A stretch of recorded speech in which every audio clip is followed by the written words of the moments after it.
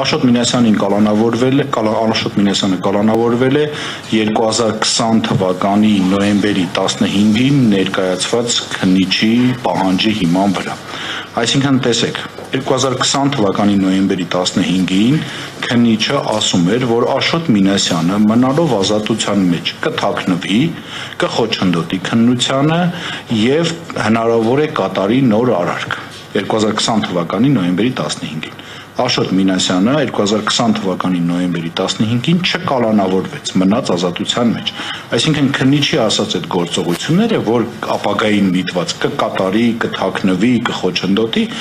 ըստ էության առաջին պայմանը ի կատար էր ածվել, մնացել էր ազատության մեջ։ Պետք է սպասեինք, տեսնեինք այդ ժամանակի ընթացքում Աշոտ Մինասյանը թաքնվեց, խոչընդոտեց, թե նոր հանցանք կատարեց։ 1 տարի դեգերումներից հետո այս գործի, երբ որ Աշոտ Մինասյանը ազատության մեջ էր, ընդ որում նրա նկատմամբ կիրառված էր խափանան միջոց ստորագրություն չհեռանալու մասին, 1 տարի հետո Վերաքննիչ քրեական դատարանը որոշեց, որ քննիչը ճիշտ էր, Աշոտ Մինասյանը հայտնվելով ազատության մեջ կթաքնվի, կխոչընդոտի կամ կկատարի նոր արարք։ Այս տիպի աբսուրդ իրավաբանության իմ պրակտիկայում ամենայն դեպս ես չեմ հանդիպել, կարծում եմ գործընկերներից մոտ եթե եղել է կներկայացնեն, որովհետև ժամանակը արդեն ապացուցել էր, որ Աշոտ Մինասյանը չի թաքնվել, չի խոչընդոտել, որևէ նոր արարք չի կատարել։ Այս փաստարկները Վերաքննիչ դատարանի համար, ես մի քիչ դժվարանում եմ այդ դատարանին դատարանել անվանեմ, կոնկրետ այդ մարդու նախագահությամբ, բայց իրենք հայտարարեցին, որ այս փաստարկները որևէ նշանակություն չունեն, քանի որ քննիչը ցանկանում էր, որ Աշոտ Մինասյանը կալանավորվի, ուրեմն պետք է Աշոտ Մինասյանը կալանավորվի։ Հիմա տեսեք, ինչի արդյունքում է նաև այս ամեն ինչը տեղի ունենում։ 20 թվականին հիշում եք նոյեմբերի այդ կապիտուլյացիայի ակտը ստորագրելուց հետո իշխանությունը ինչ վիճակում էր գտնվում, օրեր շարունակ դուք լրագրողները չէիք կարողանում գտնել Նիկոլ Փաշինյանին կամ պատասխանատու իշխանության ներկայացուցիչներին որևէ մեկին, Աշոտ Մինասյանի գործը այդ առումով շատ հարմար պատրվակ էր իրենց համար, իրենց քաղաքական հարցերը լուծելու համար։ Առաջին, մինչև այդ կապիտուլյացիոն ակտի ստորագրումը ոչ մեկ չէր խոսում Նիկոլ Փաշինյանի անվտանգության եւ այլնի մասին։ Այս գործը մեկ էլ Արարատ Միրզոյանին ծեծի ենթարկելը, որը որ իմ խորին համոզմամբ ձեռնտու էր միայն գործող իշխանություններին, իշխանությունը օգտագործեցին իրենց անվտանգության միջոցառումները այդ ամենաթոփ աստիճանի հասցնելու համար։ Ինչ արեցին, Արարատ Միրզոյանի ծեծի դրվագը ներկայացվեց հանրության մեջ, այո, տեսեք, ազգային ժողովի պատգամավորի նկատմամբ մահափորձ բանան, իրականում այդտեղ մահափորձ բացարձակապես գոյություն չուներ, ինչ որ ընտանիքի անդամներ էին շահարկում հանրության մեջ, իրականում ընտանիքի անդամները ընդհանրապես չեն եղել, ու երկրորդ խայծը հանրության մեջ գցվեց այն, որ այ տեսեք մարդիկ կան, որոնք որ ցանկանում էին սպանել Նիկոլ Փաշինյանին, դե Աշոտ Մինասյանի, Վանեցյանի, Վարան Բաղդասարյանի գործի շրջանակներում էր։ Դրանից հետո անվտանգության միջոցառումները միասին գերմակարդակի հասցվեցին ու պատճառաբանությունն ու առիթը ունեին Արարատ Միրզոյանի ծեծ ու այս Աշոտ Մինասյանի գործը։ Երկրորդ առումով այս քրեական գործը, թե ինչի պետք եղավ իշխանությանը։ Հիշում եք նաև 2020 թվականի այդ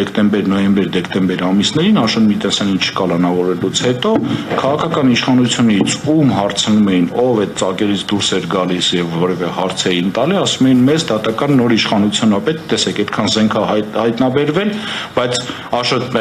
դատարանը որոշել է չկալանավորել այդ անձին։ Որևէ մեկի չէր հարցնում, թե ձեզ որտեղից այդ գործի մասին տեղեկությունները, արդյոք հիմնավոր չի այդ որոշումը, գեր պատճառաբանված որոշում էր, թե ինչի Աշոտ Մինասյանը չպետք է կալանավորվի, որտեղ զենքի հետ ընդհանրապես առնչություն չուներ։ Բայց այդ որոշումը քաղաքական իշխանությունը օգտագործեց դատական իշխանության նկատմամբ այս ոտնձգություններն ու այս հարձակումներն ու այս գրավման process-ը սկսելու համար։ Գագիկ Ջանգիրյանի հարցազրույցները, որ այդքան զենք հայտնաբերվել, բայց ազատության մեջ այս բոլորի սկզբնաղբյուրը այս քրեական գործն է եղել։ Ոչ մեկ չէր ասում, այդ գործը ախր ջուր է, այդ գործը փուչիկ է, չկա այդ հանգամանքները, որ ներկայացնենք, բայց առիթը որպես այդպեսին դատական իշխանությունը գրավելու եւ իշխանության այդ անվտանգության միջոցառումները բարձրացնելու այս գործն է եղել։ Դրա հիման վրա նաեւ դրանից հետո ԲԴԽ նախագահի նկատմամբ սկսվեցին հետապնդումներ, Գագիկ Ջանգիրյանը դարձավ բարձրագույն դատական խորհրդի նախագահի սկզբից անդամ, հետո ժամանակավոր պաշտոնակատար։ Այսինքն այս գործը քաղաքական առումով իշխանությունը տարբեր ասպեկտներով, տարբեր ուղղություններով օգտագործել է։ Ինչ արեցին նաև այդ ընթացքում այս գործի նաև շարունակությունը, դա հիշում եք, կալանք չտալ եւ այլն, ստեղծվեցին այս արտակարգ դատարանները, որոնք որ կալանավորումը որպես խափանման միջոց այդ միջդատական վարույթի դատարանները ստեղծելով այդ դատարանները, այս իշխանությունը հասկացավ, որ կալանավորումներով արկա խնդիրը ինքը այս դատարանով կարող է լուծել, ու այս դատարանը ստեղծելուց հետո ստեղծեց նաև վերաքննիչ քրեական դատարանում համապատասխան, այսինքն բլոկ ունեցող դատարան, որը որ քննարկելու է միայն կալանքի հարցերը։ Ու այս բողոքը գնաց հասավ վերաքննիչ դատարան հենց այն պարագայում, երբ որ արդեն ստեղծվել էր այդ կալանքների վերահաստատումը տվող վերաքննիչ դատարանի դատավորները,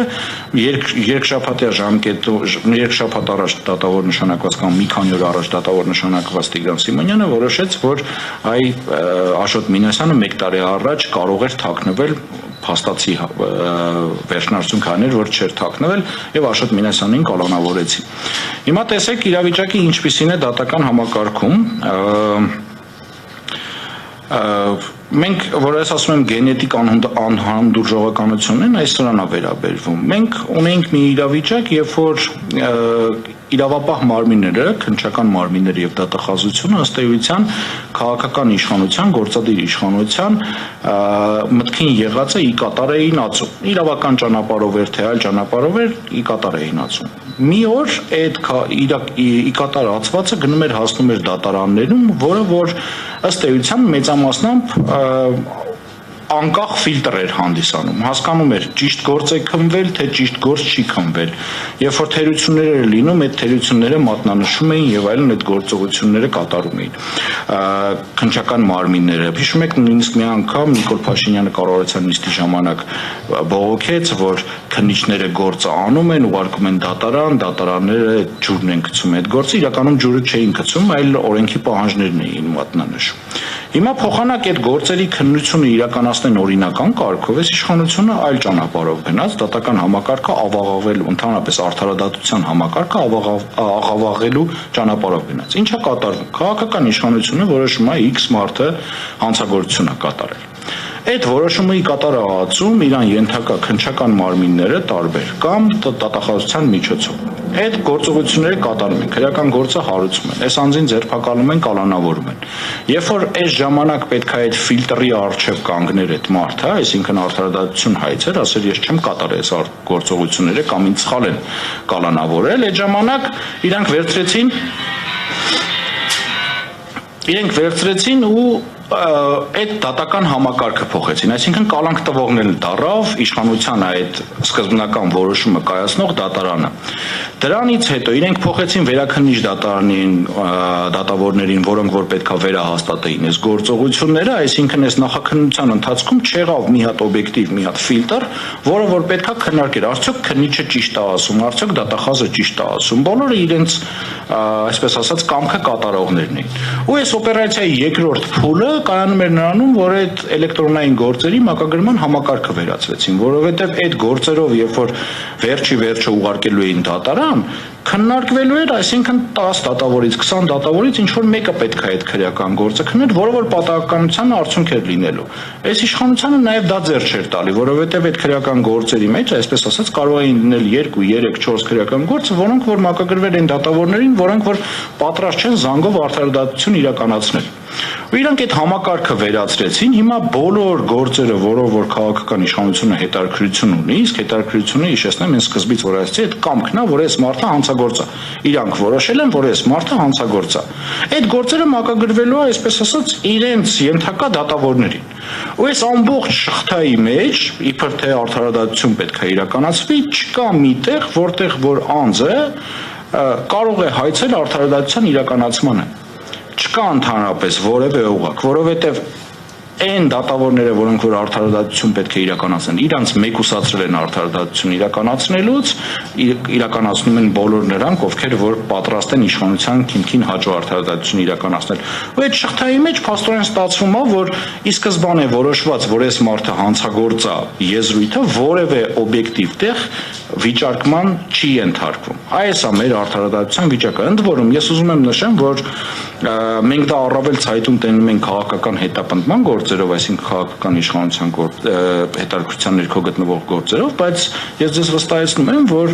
այդ տիպի գործողությունները ցանկացած այլ քրեական գործերով էլ են իրականանում։ Այսինքն չկա մի ոլորտ, մենք դեպք ունենք, ես այդպիսի բան չենք տեսել, ասենք մարզում քննվող քրեական գործ, մարզի դատավորը որոշում է կայացրել անձին կալանավորելու վերաբերյալ քննիչի կողմից կազմված տեղեկանքի հիման վրա։ Այսինքն քննիչը մի հատ թուղթ է վերցրել, վրան գրել է, որ ես գործով հիմնավորել եմ, որ այս մարդը այս պահին թաքնվի նախաքննությունից կալանավորման ենթակա է, դատարանը այդ տեղեկանքի հիման վրա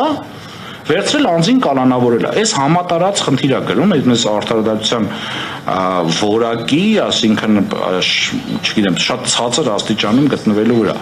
Ու Աշոտ Մինասյանի գործով այս գործողությունները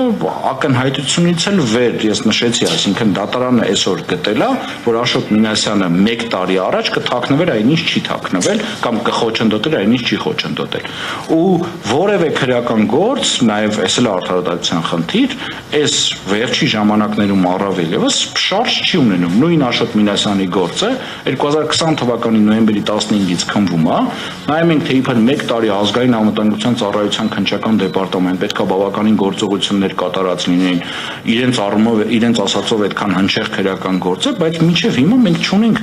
որևէ տվյալ, որ այս գործով որևէ շարժ է եղել, ու այս գործը, չգիտեմ, վաղը կամ ըստ էության քննելու համար դատարանա գնալու, կամ չգիտեմ, քրեական հետապնդումը որոշ մասով դադարեցնում, որևէ գործողություն չեն կատարում։ Այսինքն գերի պահելու տրամաբանության պես իշխանությունը մտածում է, որ անձանց կարող է հարկադրել որևէ գործողություն կատարեն, ինչը Աշոտ Մինասյանի պարագայում բնականաբար չի ստացվելու, ու թող լավ հիշեն այս իշխանությունները, այն գործողությունները, որոնք հիմա կատարում են, այդ ակնհայտ ցույց է տալիս, թե իրանք ինչից վախ ունեն, այսինքն մարդկանց կալանավորելով ցույց են տալիս, որ իրենք կալանավորվելուց վախ ունեն ու իրենց կարծիքով այդ մարդիկ էլ վախ պետք է ունենան կալանավորումից ու որոշ գործողություններ կատարեն, բայց պարոն Մինասյանին ես երեք չառաջորդ եմ հանդիպել, տրամադրությունը շատ բարձր, ինքը իր ազատությունը զիջելու ժամանակավորապես պատրաստ է, բայց ինքը երբևիցե պատրաստ չի իր հայրենիքը զիջելուն, այդ իսկ պատճառով մենք պայքարելու ենք մինչև վերջ ու ցույց ենք տալուս այս քրեական գործի փուչիկ լինելը։